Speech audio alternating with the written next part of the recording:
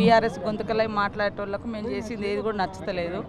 బీజేపీని చేయమంటే దేశంలో సాధ్యం కాదని బీజేపీ నాయకులు ఇక్కడ సన్నాయి నొక్కులు నొక్కుతారు. మేము చేసింది మాత్రం అబద్ధమని ఒక దిక్కు బీజేపీ మాట్లాడతారు, వాళ్ళ ఫాలోవర్స్ వివిధ రూపాలలో ఉన్న వాళ్ళు మాట్లాడతారు. కాబట్టి ఏం తప్పునో చెప్పమంటే చెప్పడం లేదు.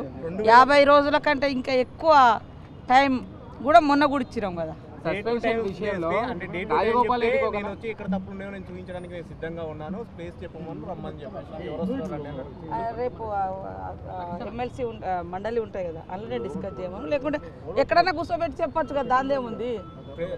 2011లో రాహుల్ గాంధీ ఏ విధంగా అయితే మన్మోహన్ ప్రభుత్వం పైన ఏ విధంగా కాగితాలు చేశాడు, నేను కూడా ఇప్పుడు అదే చేశాను, తప్పేముంది, అప్పుడు రాహుల్ గాంధీ చేస్తే తప్పు కాదు కానీ నేను చేస్తే తప్ప. రాహుల్ గాంధీతో పోల్చుకునే అంటే కోమటిరెడ్డికి ఒక న్యాయం, మాకు ఒక న్యాయం. ఆయన గురించి ఆయన బాగా ఆలోచించుకొని మాట్లాడాలి, ఎక్కువ ఆలోచించుకొని మాట్లాడితే బాగుంటుంది చాలా. రాహుల్ గాంధీ గారిని కోట్ చేసినట్టనే ఆయన గురించి అర్థమైపోయింది. బీఆర్ఎస్ గొంతుకలై మాట్లాడేటోళ్ళకు మేము చేసింది ఏది కూడా నచ్చలేదు. బీజేపీని చేయమంటే దేశంలో సాధ్యం కాదని బీజేపీ నాయకులు ఇక్కడ సన్నాయి నొక్కులు నొక్కుతారు. మేము చేసింది మాత్రం అబద్ధమని ఒక దిక్కు బీజేపీ మాట్లాడతారు, వాళ్ళ ఫాలోవర్స్ వివిధ రూపాలలో ఉన్న వాళ్ళు మాట్లాడతారు. కాబట్టి ఏం తప్పునో చెప్పమంటే చెప్పడం లేదు.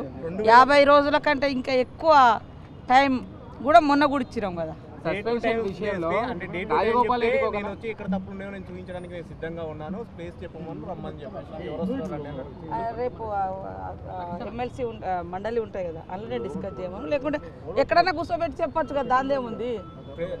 2011లో రాహుల్ గాంధీ ఏ విధంగా అయితే మన్మోహన్ ప్రభుత్వం పైన ఏ విధంగా కాగితాలు చేశాడు, నేను కూడా ఇప్పుడు అదే చేశాను, తప్పేముంది, అప్పుడు రాహుల్ గాంధీ చేస్తే తప్పు కాదు కానీ నేను చేస్తే తప్ప. రాహుల్ గాంధీతో పోల్చుకునే అంటే కోమటిరెడ్డికి ఒక న్యాయం, మాకు ఒక న్యాయం.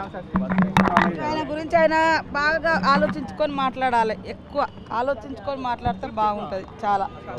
రాహుల్ గాంధీ గారిని కోట్ చేసినట్టనే ఆయన గురించి అర్థమైపోయింది.